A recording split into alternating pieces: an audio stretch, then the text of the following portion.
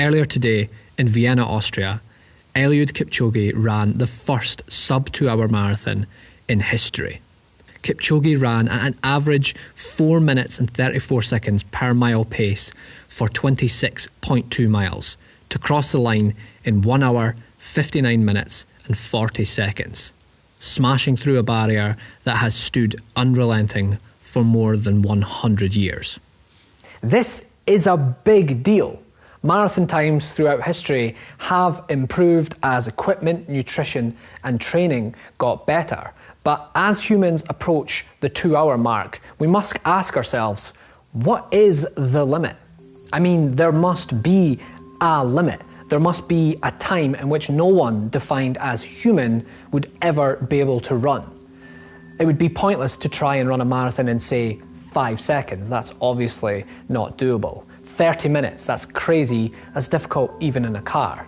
So where is the limit?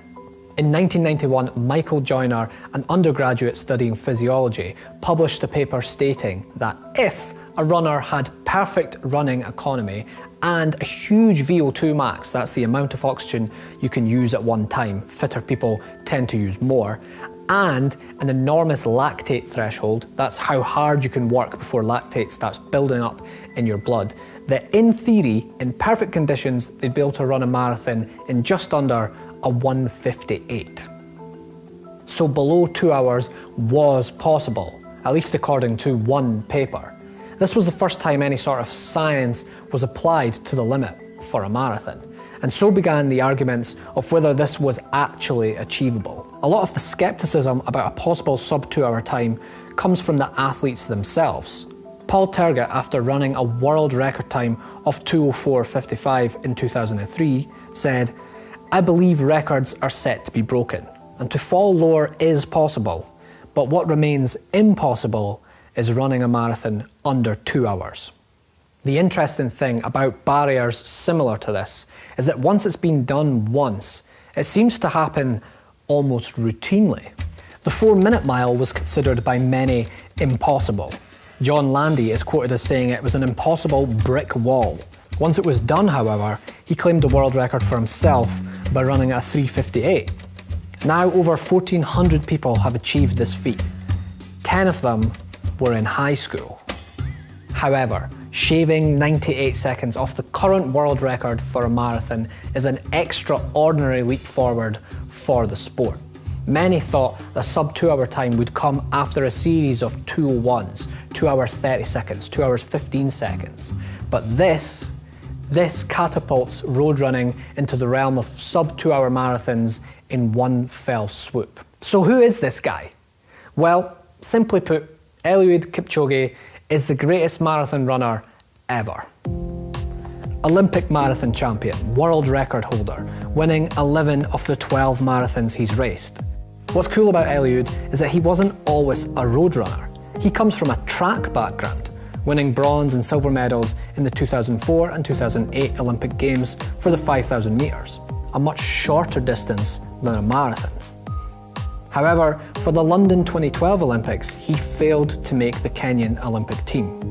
This may have been the end for his running career had he not pivoted on his failure and made the switch to road running, marathons. With the change of style, Kipchoge found his stride, and so began the era of domination. Just look at this record. He wins everything by huge margins too. At the 2015 Berlin Marathon, his shoes fell apart, causing him to run with no insoles for 20 miles, and he still destroyed everyone and ran a 2:04. Last year, he completely obliterated the world record by running a 2:01:39. That's the biggest dent anyone's put in the world record for half a century. In 2017, Eliud took part in the Nike Breaking 2 project. The aim here was specifically to break 2 hours for a marathon. Featuring a super flat course and pace runners, 3 men attempted it. Eliud ran fastest, coming agonisingly close with a 2 hour and 25 second time. That's just 1 second off the pace per mile. This attempt confirmed to Kipchoge that it was possible to run a sub-2 hour marathon. So how did he do it? Firstly, Eliud was in top form this year, setting the world record last year for a marathon and winning the London Marathon this year. The numbers from his training camp are almost unbelievable. Up to 140 miles a week. That's a cumulative total of around 5 marathons every week for months on end. All the team did was eat, sleep and run. They trained on hard-packed roads in Kenya too, twisty, bumpy roads at an altitude of 2,400 metres where the air is thin. This trains the body to cope with lower oxygen levels, improving his performance at a much lower altitude in Vienna. And all that training isn't a joke, because what he had to do is astonishing. Kipchoge ran at least a 4:35 per mile pace. That's 13.1 miles an hour. That doesn't really mean anything until you watch someone try to do this on a treadmill. At 6 miles an hour, I can talk comfortably. This is my 10,000 metre pace. At 9 miles an hour, I can't talk without gasping for breath and I can feel my muscles starting to burn.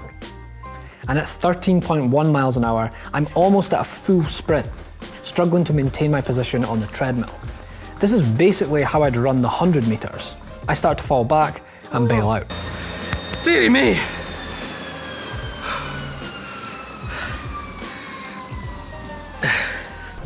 Let's try that again now that I'm warmed up.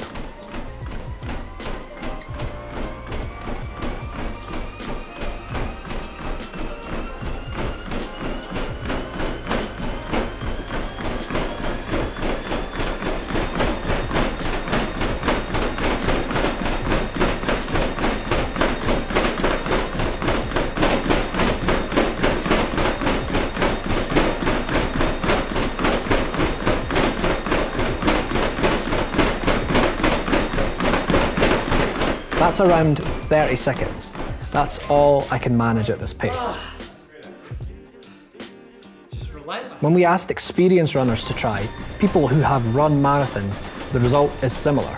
The speed is reachable, but it's an entirely different movement to how most people run marathons. The most anyone was able to do was 1 minute 10 seconds at this pace. And Kipchoge ran at least that speed for over 26 miles. He was supported by a team of pace runners. They were there to help Kipchoge run at a very steady pace. Any deviation would likely hurt his time, but also to offer support and shelter him from the wind. They were changed out regularly to ensure everyone was as fresh as possible.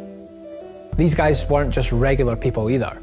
Everyone here is an elite athlete, Olympic medalists, world champions, past rivals, all united to keep Kipchoge on pace to make history. The group followed a pace car to ensure they were exactly on pace. Cruise control just wasn't accurate enough here. Remember, we're trying to shave just 0.36% off the time set in Monza for the Breaking 2 project. That requires accuracy. A fully electric car, so there are no emissions for the runners, used transponders to work out distance and pace. This gave an accuracy of 0.2 metres over the entire marathon distance. The runners knew exactly where to run because the car projects a laser guide showing them the pace line. The attempt was made in Vienna because it is cool and calm in October and is only 1 hour behind Kipchoge's time zone in Kenya, meaning his body clock will be in sync. The Prater Park has an exceptionally straight and long stretch of road, and it's very, very flat. The circuit was run 4.4 times to account for the marathon distance. Every detail was accounted for to ensure performance, even the way water was delivered via bike rather than grabbing it off a table. Once Kipchoge had taken a drink, the bottle was measured to find out how much he had consumed to ensure that he was perfectly hydrated. So, the run itself.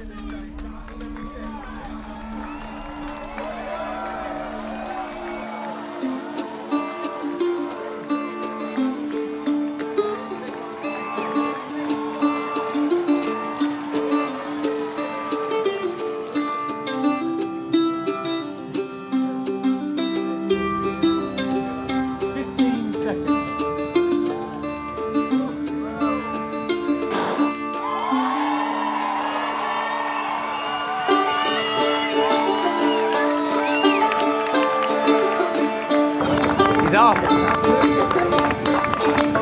From the get-go, Eliud was exactly on pace, showing no signs of any issues. His consistency was remarkable. In the first half of the run, his slowest mile was just 3 seconds off the pace. He was coming in around 10 seconds below the target. He ran a half marathon in just under 1 hour. In fact, the only part of the whole event where there was any concern was around the halfway point where he fell off pace by a fraction. He's kind of falling off a little bit. It'll be interesting to see. Hopefully he tucks right back in there with Matt. But really, there was no drama here. He sped up towards the end. His stride perfect, always. His pace relentless.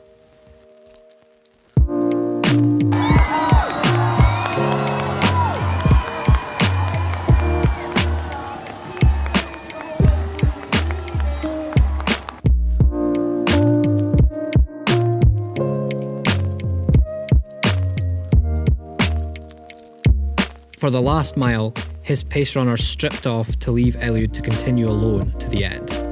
Kipchoge practically sprinted at a 4:26 per mile pace and crossed the line with the greatest roar from a crowd I have ever heard.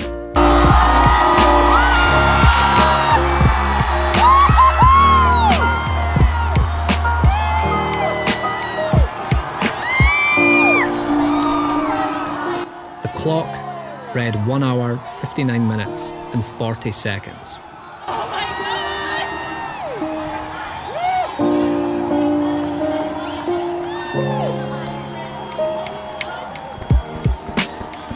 Stuff like this doesn't happen often.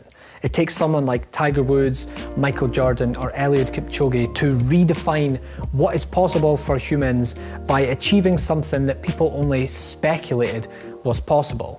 And by breaking through that barrier, the next generation of runners are born into a new era of the sport, the sub-2 hour marathon era. What is the limit? Perhaps Kipchoge's time is it, perhaps not.